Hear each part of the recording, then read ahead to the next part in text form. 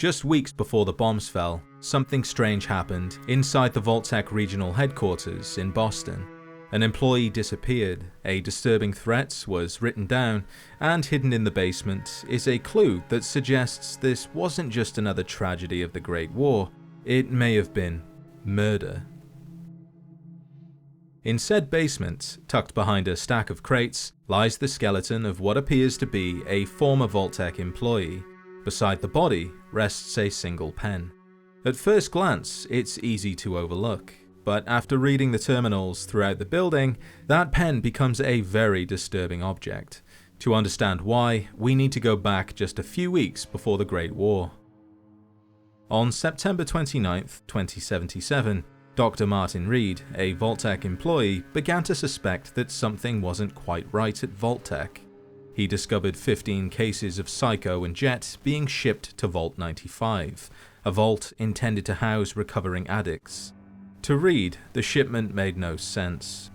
His manager, a man called Frank Davidson, dismissed his concerns, later writing in his personal terminal that Reed had become convinced that Boston vaults were designed to harm their residents rather than protect them.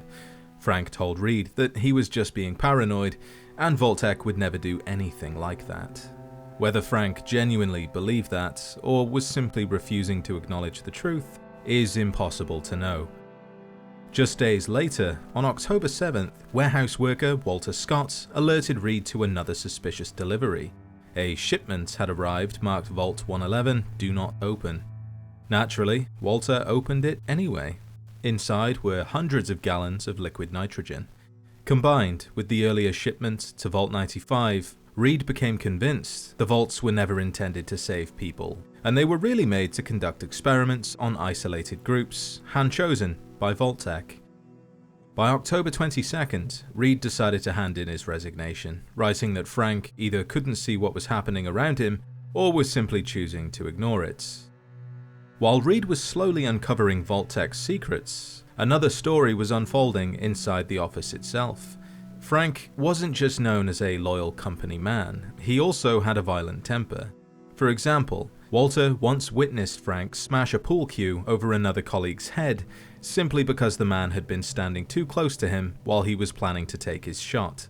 The assault left the man with hearing problems right up until the Great War. If that were the only incident, it might be dismissed as a single moment of uncontrolled anger. Then came October 13th. That morning, an employee named Sharon accidentally spilled hot coffee on Frank's new shirt.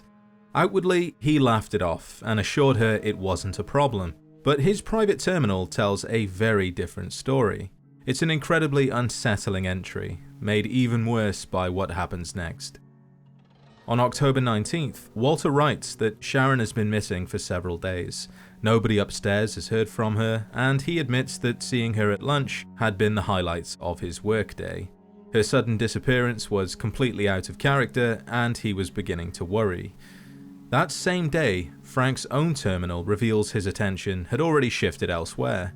Frustrated by Martin Reed's constant questions about Vault-Tec's experiments, he writes that if Reed doesn't stop, he may have to discipline him. Finally, down in the basement warehouse, hidden behind a stack of crates in the northeast corner, lies a skeleton of what appears to be a Vault-Tec employee, and beside the remains is a single pen. Nearby, in the third-floor recreation room, a plastic pumpkin contains a stash of rat poison, only a short distance from Frank's office. Whether it's connected to Sharon's disappearance or is just another unsettling environmental detail is never explained, but it adds one more layer of unease to an office that already seemed to be falling apart. Bethesda never explicitly confirms the identity of the skeleton, nor do they outright state that Frank Davidson murdered Sharon, but when you piece together the evidence, a manager with a documented history of violence, a written fantasy about stabbing Sharon with a pen, her unexplained disappearance just days later, a hidden skeleton found beside a pen, and fresh threats directed at another employee immediately afterwards, the implication is difficult to ignore, and there's no telling how many other colleagues Frank disciplined before the bombs fell. The story of Frank Davidson and his co-workers is one of the best examples of Fallout 4's environmental storytelling, But the game doesn't just tell stories through the people who died before the war. Some of its most interesting discoveries come from the people who survived. Now, Layton Towers looks like just another raider stronghold. There's 2 connected apartment towers, a group of raiders, and plenty of loot for anyone willing to clear them out. But explore the building a little more carefully and you'll find several strange details throughout the ruins. The first oddity can actually be spotted before you even enter the building. On the sign overlooking the basketball courts, apartments has been misspelled as apartments with 2 P's. Whether this was an intentional joke or simply a typo that slipped through remains unclear, but it is a small detail that is easy to miss. Inside the western tower, on the 3rd floor, you'll find the aftermath of a raider's fatal jet overdose. Several inhalers are scattered around the body, while a toppled enamel bucket sits nearby, with what looks to be vomits on the floor. On the 4th floor, one ruined bedroom contains an old television covered in bullet holes, arranged into the shape of a smiling face. Then, just a few rooms away in one of the kitchens, you'll find what is considered to be the strangest sight in the entire building. Sitting on a table is a human skull with a 5-ball lodged inside its left eye socket. I don't know why, that's just the kind of thing raiders do. Layton Towers may not contain a major quest or a huge hidden secret, but it is a perfect example of why exploring every corner can still be rewarding, in its own strange way. While Layton Towers is filled with unusual details, another nearby rooftop hides a much smaller, but surprisingly tragic story. The Trader's Tower is now occupied by raiders, there's always raiders, who have taken over the upper floors of the old apartment building and turned it into their base.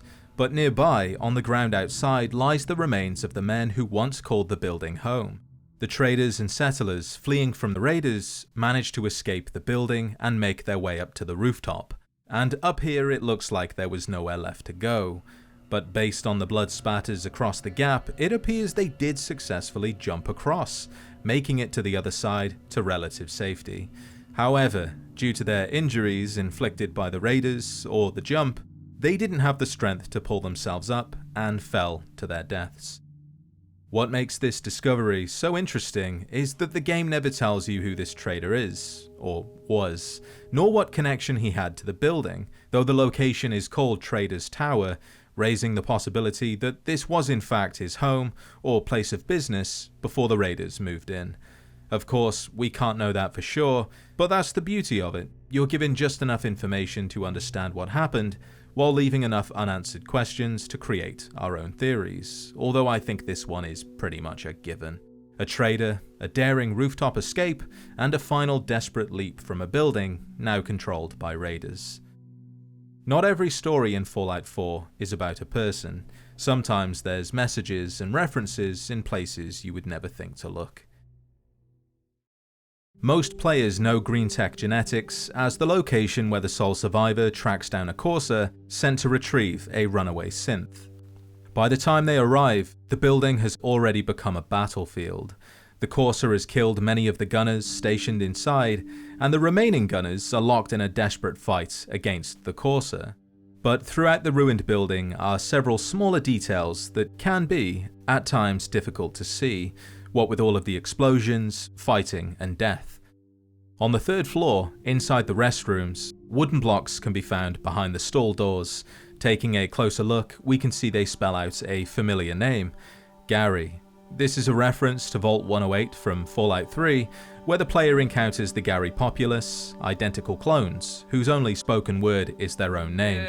Gary! On the 5th floor, a blackboard can be found with 3 bullet holes, dried bloodstains, and 3 chalk X's. These X's, or symbols, match those used by the Fens Phantom in the Fen Street sewer, implying the serial killer might have also staged another scene here, at least before the gunners moved in and removed the body, that is.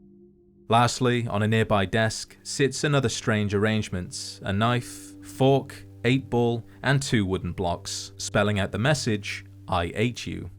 These details don't change the story of Green-Tech Genetics, but they are exactly the kind of discoveries that reward us for taking the time to search every nook and cranny.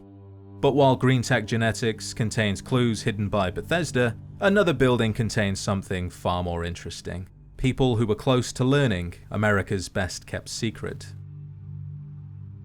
Before the bombs fell, the Boston Bugle was one of the newspapers investigating the strange events surrounding the final days of America. Inside the ruined offices of the Boston Bugle, you can find terminals containing several articles written shortly before the Great War. Most of them cover the growing instability across the country, but one article, Article 4, stands out for no other reason than its author was so close to discovering the truth. The article begins with a simple question: where is our president? For months, the White House had remained empty, with the president and his cabinet seemingly disappearing from public view. The assumption was that the government had relocated operations to Raven Rock, a secure military facility in Pennsylvania. But the Boston Bugle's investigation discovered something far more troubling. The president wasn't at Raven Rock. Instead, the article claims that he had been leading the country from a Poseidon Energy oil rig off the coast of San Francisco. The official designation of the oil rig was Control Station Enclave. The article suggested that the rumors of a secret militarized shadow government known as the Enclave were true, a group preparing to take control of America in the event of nuclear war. Unlike most conspiracy theories, this one was completely true. If you've seen my other videos or played Fallout 2, then you'll know that Control Station Enclave was indeed the name of the Poseidon Energy oil rig off the coast of San Francisco, where the Enclave were led by the President of the United States, or more accurately, a President of the United States. Unbelievably, the Boston Bugle had uncovered one of the biggest secrets in pre-war America. Unfortunately, they discovered the truth just days before the world ended, publishing the article a mere 4 days before the bombs fell, enough time to realize the truth, and also too little time to do anything about it. Cambridge Polymer Labs hides 2 details that are easy to miss, one gameplay related, and one involving a small mistake in Fallout's lore.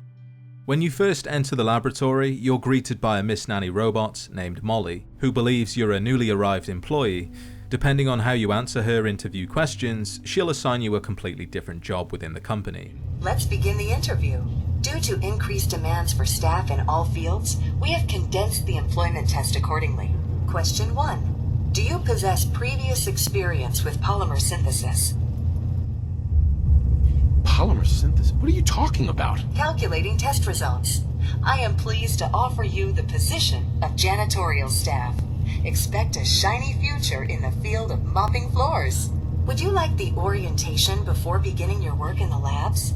Act confused and you'll become the janitor, receiving a mechanic's jumpsuit and a mop. Tell her you have research experience and she'll issue you a lab coat and clipboard. Pass a charisma check and you'll be promoted to sales coordinator, complete with a dirty tan suit and a pen. Or threaten her and she'll decide your security, handing over army fatigues, a baton, and a pair of patrolman's sunglasses. It's a small detail, but one that makes the opening of the quest feel surprisingly reactive. During the orientation, however, Molly mentions something that doesn't quite line up with the established lore. In the spring of 2074, the company was founded, with a generous grant provided by the Defense Experimental Research Project Initiative. The research produced here has resulted in several of the components used in the Liberty Prime project that led to the successful defense of Anchorage. The problem is that Liberty Prime was never deployed at Anchorage. Terminal entries inside the Pentagon explained that the project wasn't completed in time, and that the robot remained unfinished until the Brotherhood of Steel restored it nearly 2 centuries later. Whether this is simply a writing oversight or Molly repeating inaccurate company propaganda is a personal choice you can believe. Among the ruins of Boston is a special place you probably ignored on your way to Swan's Pond. I know I did, but it contains one of the game's most detailed references. Inside Prost Bar is a detailed recreation of the famous bar from the television show Cheers, a sitcom that ran from 1982 to 1993 and was set in Boston. Around the bar are baseball posters referencing Sam Malone, the former baseball player who owned the bar in the show. Behind the counter are two skeletons holding hands, that's Sam Malone and Diane Chambers, whose complicated relationship was one of the show's main storylines. There's also a lone skeleton wearing formal clothing, that's Frasier Crane, who would later become the star of his own spin-off series Frasier, or at least in our world he does. In this one, he's dead. Another skeleton wears a postman's outfit, referencing Cliff Clavin, while the skeleton sitting beside him represents Norm Peterson, one of Cliff's closest friends. Even the name itself is a reference. Prost is basically the German word for cheers. It is a pretty insignificant location in the grand scheme of things, but it shows the level of detail Bethesda puts into recreating Boston and some of its culture. While the bar allows us to step back into the world that existed before the bombs fell, one final location gives us a glimpse of something much more personal, a moment from the life of the sole survivor. One of the more personal discoveries in Fallout 4 can be found inside the ruins of Fraternal Post 115, where you can uncover a small piece of Nate's life before the bombs fell. Before the Great War, the organization had been working with veterans and was looking for ways to bring in more support and funding. One of their ideas was inviting Nate, a former soldier, to give a speech at the hall. Inside the building, there's a terminal containing a speech memo explaining that Nate was scheduled to give a speech in Concord, and that the Fraternal Post wanted to invite him to deliver that same speech at their own event. Of course, that speech never happened. The bombs fell before Nate ever got the chance, and 210 years later, the stage is still waiting. In the main hall sits a lectern beside a microphone. If the sole survivor interacts with it, Nate says the famous words, War. War never changes. Fallout 4 was the first Fallout game to feature a fully voiced protagonist, and this is one of the rare moments where that decision arguably adds something. Instead of simply reading about Nate's old life, the player hears him return to a moment he was supposed to have before the war. There is also an interesting bit of ambiguity here, because Nora can also approach the mic and say the same thing. War. War never changes. And this could be seen as either Nate finally delivering his speech that he never got to give, or as Nora remembering the words her husband was supposed to say. Either way, it's a small detail that connects the past and the present in a very personal way. Be sure to show your support by liking the video and subscribing if you haven't already for more Fallout content. If there's anything you'd like to see in a later video, leave a comment and I'll see what I can do. With that said, thank you, as always, for watching, and I'll see you in the next adventure.